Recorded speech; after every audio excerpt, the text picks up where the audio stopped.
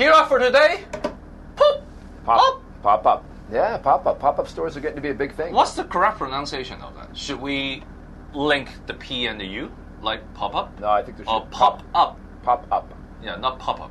Yeah. All right. Pop up. It's not Papa Dums, it's pop up. Pop up. Okay. Right. Pop-up stores, big thing in retail now. People got extra retail to sell. They throw up a store in a temporary location, run it for 2 days, boom, gone. Pop-up store. But this is something a little different. So today there's a public consultation that is coming to a close. Last chance to get your digs in on a pop-up. It's not exactly like a pop-up in the 2-day sense, but there was a proposal to create a new temporary shopping center, right, up by the Lowu border. Yeah. And it went to Do the town we still planning need board. that? Well, that's the question. No, like things move faster than government, and certainly retail behavior. The government has been too successful at killing off retail. Can I correct that sentence? Things always move faster than the government. Yeah.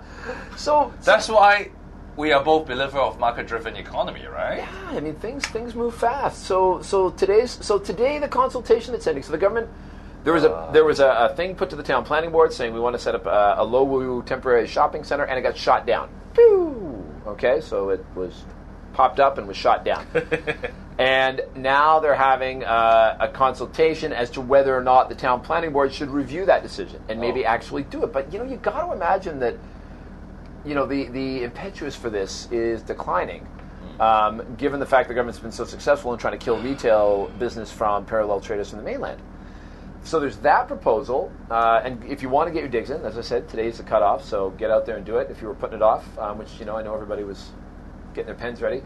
The other one is the Loch Ma Chau proposal for a 3-year project set up by the fine people at Henderson and Sun Kei. And they were going to have one there. They were going to put $50 million into it. That one I'm actually kind of okay with because Henderson already owns the land. And if they put $50 million into it at a time when retail's declining, well, that's their risk. Fine, go for it, guys. They can bear the risk. I'm sure they can, survive it if it doesn't work out, but it might work, and there might be, an opportunity. People did not realize the impact of this. Yeah. I mean, if it is parallel imports and the money or the revenues will go to the SMEs, the small and medium enterprises. So at least you have a more dispersed distribution of income. Well, but if it is a Henderson-led mall for the mainland consumers, then... Well, presumably Henderson would rent it out to the small SMEs. I know, but the revenues will... Some of the revenues will flow to Henderson. Will concentrate on the developers. Oh, sure, of course. You see, people did not realize that by now. Yeah. By now. And then they will... And if Henderson can somehow make this work... then people will start blaming for developers' monopolization of such markets and all that. Yeah. Never, but I don't agree with that. They have to take huge risks right now. Yeah, absolutely. Yeah. I mean, if this thing might not work out, especially it might not work out, and if it works out, it's because they take the risk in the first place. They took the risk in the first place. So and I'm all for risk taking. Yeah.